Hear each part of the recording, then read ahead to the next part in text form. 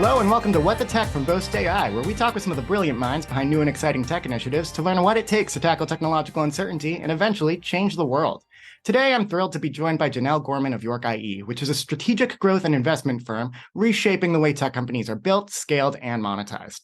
Janelle is CFO at York, where she is tasked with financial reporting and analysis, compliance, and financial operations to support and drive growth. While based in New Hampshire, with roots in the Boston area, where I've similarly cut my teeth, York IE has expanded their services to help the startup community in Canada as well. The company supports ambitious entrepreneurs, operators, and investors on their quest to build startups, innovate at scale, and disrupt markets, an ethos we share deeply here at Boast. I'll leave it to Janelle to discuss what these activities look like in action, differences between growing a startup in the US versus Canada, and what she's excited about for the future of innovation on both sides of the border. So without further ado, Janelle, welcome to the show. Thanks so much for having me. I'm excited to be here. Awesome. We are thrilled to have you. So for starters, before we dive in deep on what York does, love to learn more about yourself. Where are you based? What's your background? And how'd you get into the startup scene? Awesome. Yeah, sounds good. So I am in Manchester, New Hampshire. Not what one might think of when they think of the startup scene, but we're making some cool stuff happen up here. You know, this is where my people are here in New Hampshire. Never found a reason to leave. Nothing to run toward, nothing to run away from. Everything I've needed, we found here, which is awesome. And we'll talk more about that and what York IE is kind of doing in this cool space that we're kind of creating for ourselves and why none of us had to kind of scram to Boston or the West Coast. We're able to do it here, but that's where I am. Love it here. I have a CPA background, which is sometimes different for a CFO. A lot of folks come up through that like finance track. So mine's like CPA, true accounting, public accounting background. Loved playing by the rules. I love a good puzzle. I think that's what kind of drives me to this space and what kind of drives me to accounting. Some people say, you have a lot of personality for an accountant. There's kind of two accountants that you can find. One is someone that loves rules. Others is someone that loves a puzzle. And I think I'm the latter. The finance game is, how can we make everything work? How could we possibly fit this all together? How does this impact that? How does it fit? And does it fit crossways and vertically? And can you flip it around? And does it still work? That's what I love about accounting. That's why I think I love startup space, because that's got to be the most complicated puzzle you could ever solve. There's nothing simple about it. And the pieces are always changing. So super fun challenge. That's me. That's where I find myself. Oh, I love it, Janelle, and I love the way you put that. Some CPAs you see love rules. That's a lot of what you also see in the CFO realm, just kind of by default, because they have to be the rule enforcers in many cases. But loving a puzzle, that's such an interesting way to go into it, because we have a lot of CPAs on our team, obviously. We do a lot of the financial capital strategy for a lot of the companies that we work with, too. So a lot of simpatico between what we're doing and the folks that I talk to daily here at Boast, because they share that mentality. It's kind of the solving the challenge. It's going into that startup space and fitting the pieces together. That was beautifully put. So now talking about York specifically, I know we started talking a little bit about Manchester as kind of a new hub for innovation and New Hampshire not being a traditional area where you see companies like this, but tell me a little bit about what York is doing, I guess why New Hampshire, and what you guys are planning for the future. Yeah, so why New Hampshire? This is where a lot of us grew up. So we have three co-founders, Kyle York, Joe Raska, and Adam Coughlin, and then a bunch of people that kind of jumped the ship with them early too. They're almost like quasi co-founders. A bunch of us started at a company called DINE, Dynamic Network Services, Inc. That was here in Manchester, Internet Infrastructure as a Service company. And that was really one of the earlier kind of cool companies in Manchester and what New Hampshire was doing. There's a few of them that were kind of starting to say, hey, let's think about things differently, not just what we sell, but how we sell it and how we work and how we go about things. And it was really a disruptor. And so it attracted a lot of these great entrepreneurial minds.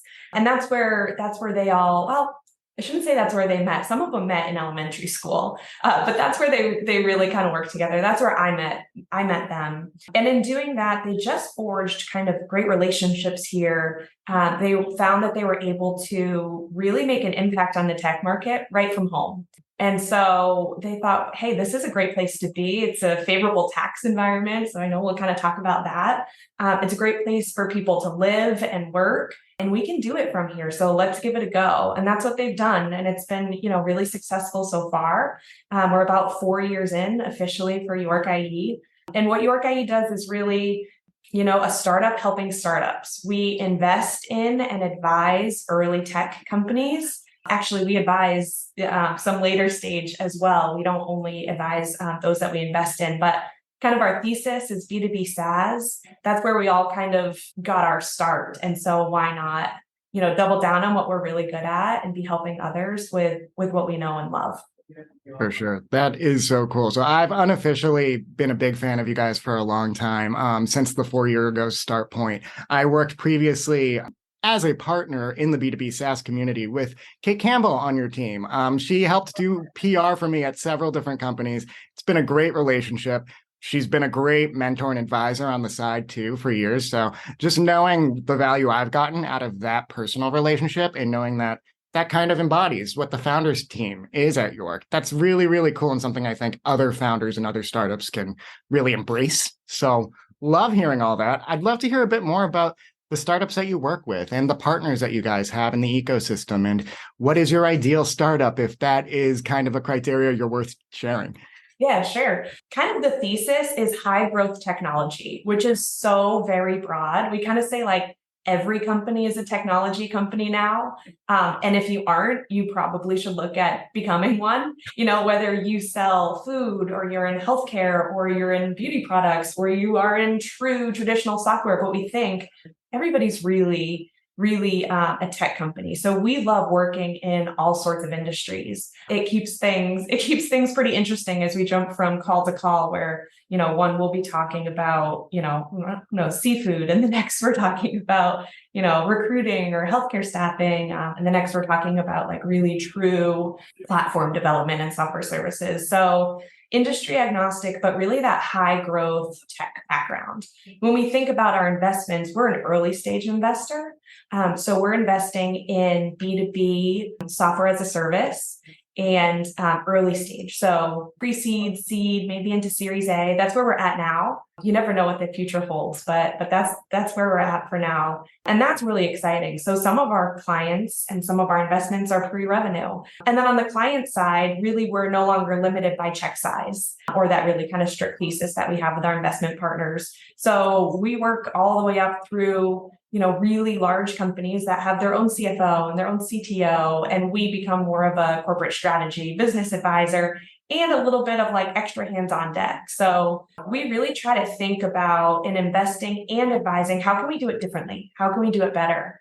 How can we really like roll up our sleeves and get in there with folks? Because when you're high growth, regardless of what stage you're at, there's a ton of work that needs to be done. You're never going to have enough hours in the day. And if you find an extra hour somewhere, you're going to put it to use. And that's what we love to do. So we say we have, a few modules that we focus on for advisory support. So let's go to market and revenue operations, marketing communications, which is where we, and love Kate Campbell, corporate strategy and financial planning and analysis, which is where I spend some of my time as well.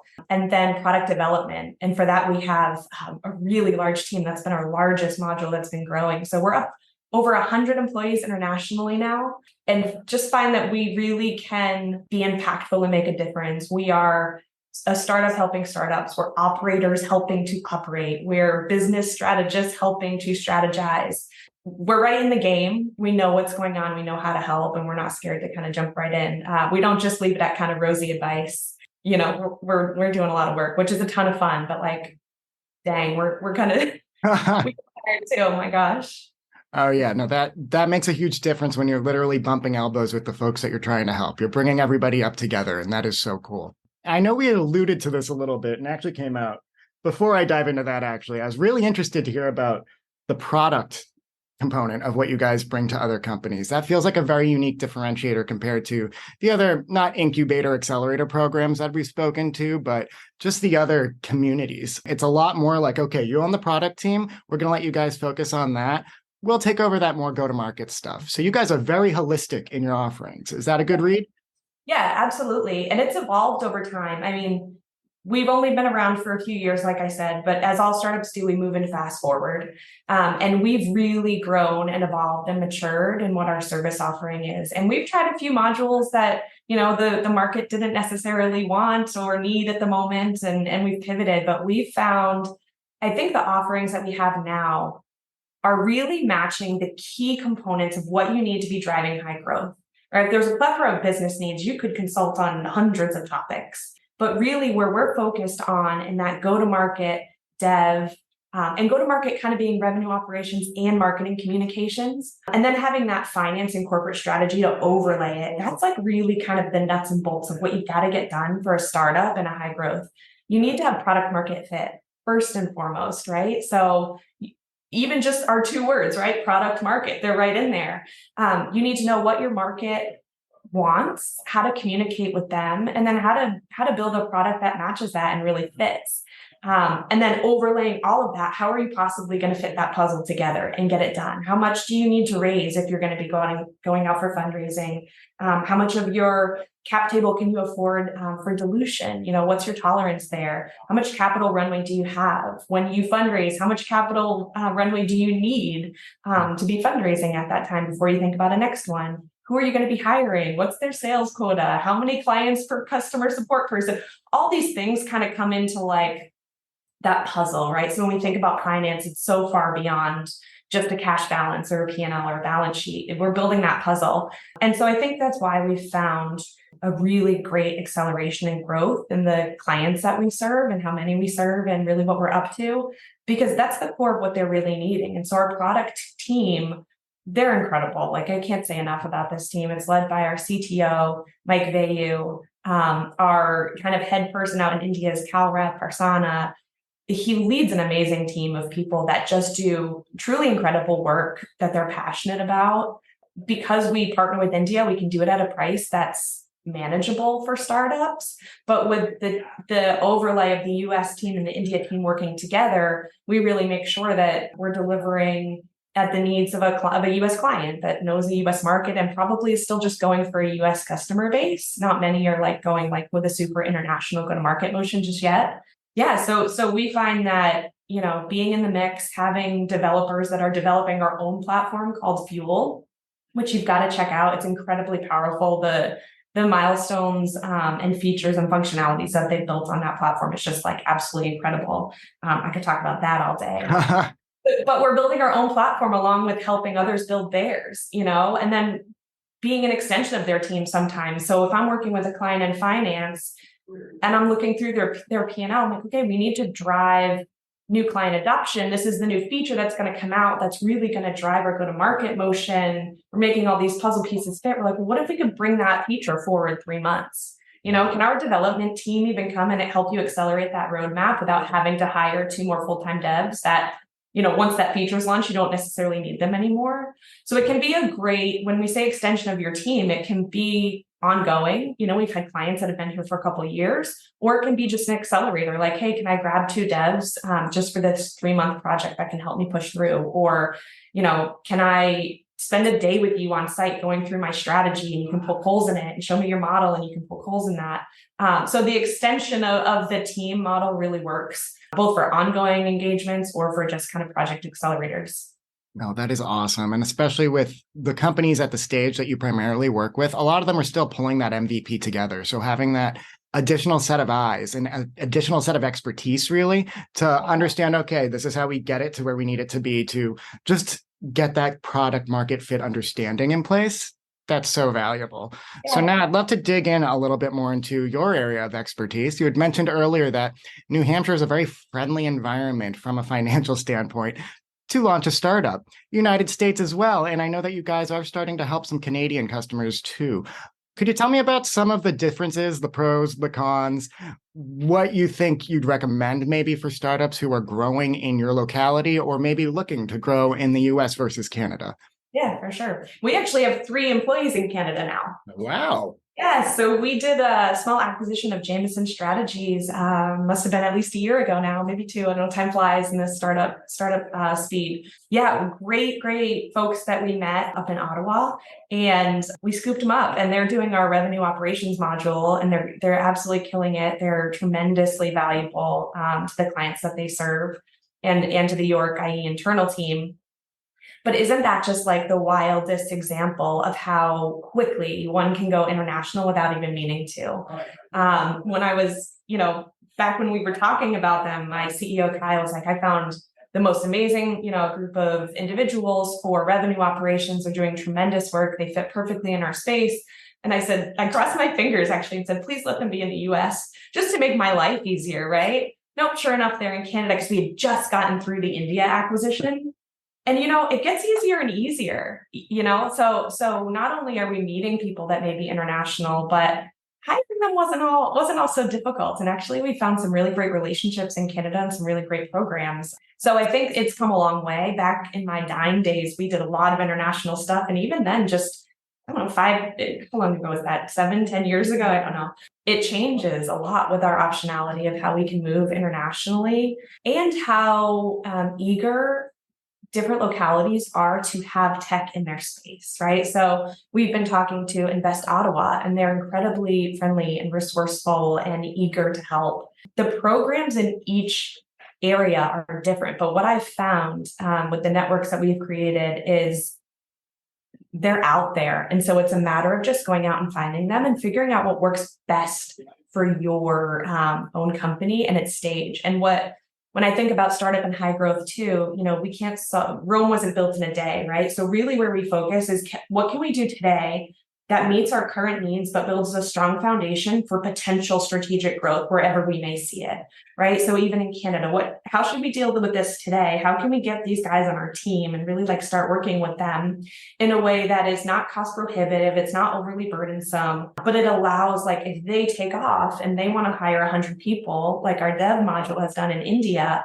then we're able to do that and we're able to pivot. So we focus a lot on kind of foundational strength, and that includes international expansion. So, we looked into employer of records for international hiring. That can be a great resource. Do we want to open our own subsidiary? Even when we're doing acquisitions, is it easier to acquire that company or to close that company and start a new one and move everybody over? So that's some of the work that we actually do with our clients is kind of, okay, tell me strategically what you want to accomplish. Then where might that grow in 5 years? What can we do today to accomplish what you need to do, enable yourself for the future, but not over-engineer what we're trying to do? So yeah, I think that exercise is incredibly valuable, whether you're in the US, in all sorts of different states, whether you're in Canada. And I think it's pretty cool how quickly you can find yourself in a new location. And then once we land there, and we've done this in India, we've done this in Canada, and a couple states actually that we had employees decide to move to because they could be remote. Get to know your government and your groups as soon as you get in there, or as soon as you think you might be getting in there. You're not going to know the tax environment or the grants that are available or those support programs or whatever it may be of every place to really make your choices. But once you have some options of, hey, we might go here, we might go there, dive in, reach out to your small business administration or Invest Ottawa or your different government groups, nonprofit groups that are there trying to really create a hub. Because they're typically going to be out there wherever you go. A lot of cities that aren't traditional startup cities are really becoming awesome places for that stuff. And then figure out what they've got. And in Canada, they were like, hey, just so you know, if you want anybody to come over from India, we can get them into Canada actually through this program very easily and get them working here.